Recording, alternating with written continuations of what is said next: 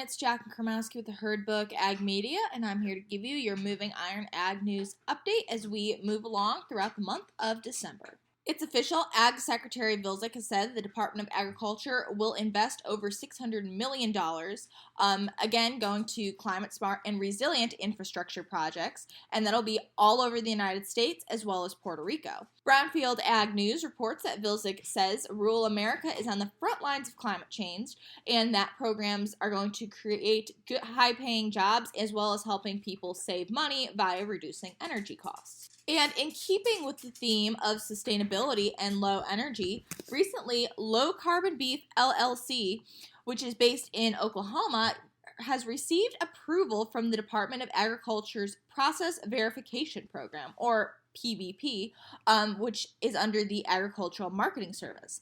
Essentially, this means that the program has the green light to allow for beef farmers and ranchers to earn a premium, specifically by reducing carbon emissions at various points throughout their cattle operation.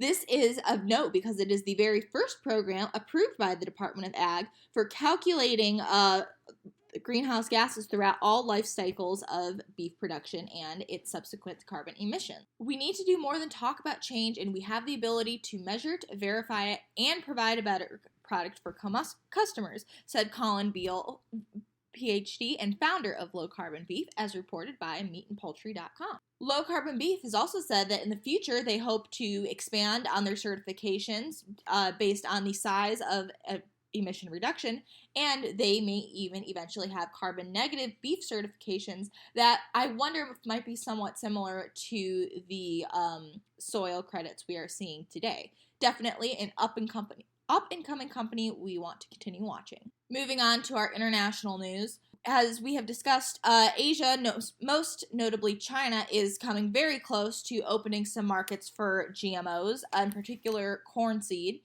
And as such, some biotechnology companies are accelerating their work to keep up. One company is already working in hopes of supporting laws that are going to keep competitors in the bioag technology space away from China and try to keep the industry as domestic as possible. Oilseed and Grain News reports that Cargill is expanding their edible oil footprint in southern India with a new $35 million investment. While Cargill has operated its edible oil business in India since the early 2000s and already have a pretty strong presence throughout the country, an exciting and particularly relevant update we have this week is that union workers up in Canada at Cargill's High River beef plant have actually accepted a new labor contract, thus avoiding the strike that I had mentioned was potentially looming in the distance last week. This is a pretty big deal because this one single plant accounts for about 40% of the entire Canadian nation's beef supply.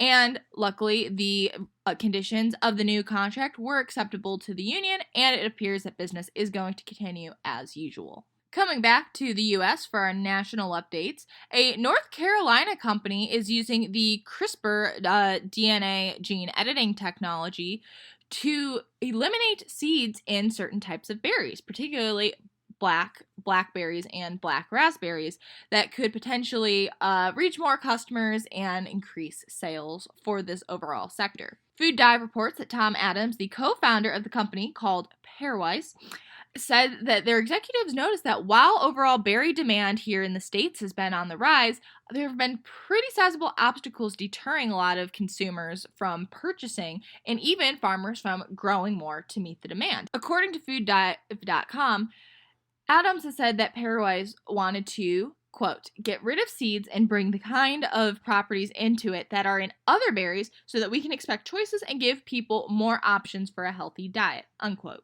And it also should be noted, because this is done with the CRISPR gene editing technology, these would not be considered GMOs. Pairwise has also been involved with berries, having worked to change plant structure to remove thorns from certain kind of bushes, thereby making a harvest safer. Pairwise says they are also working on making some edits to leafy greens and as well as pitless cherries. It said that these new seedless berries could be hitting grocery store shelves here in the States sometime in the mid-2020s. As you have all noted, inflation has, of course, been a little bit too high for comfort. And, of course, that also means that a lot of crop production costs, while the commodity markets are doing pretty well, have skyrocketed and could impact a lot of growers' planting plans for the year 2022.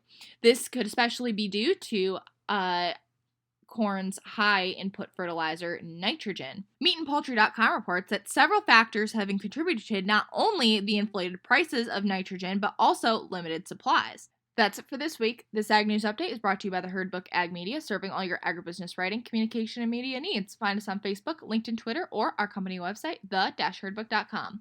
Let me know you found out about us here in Moving Iron and get 20% off your first invoice.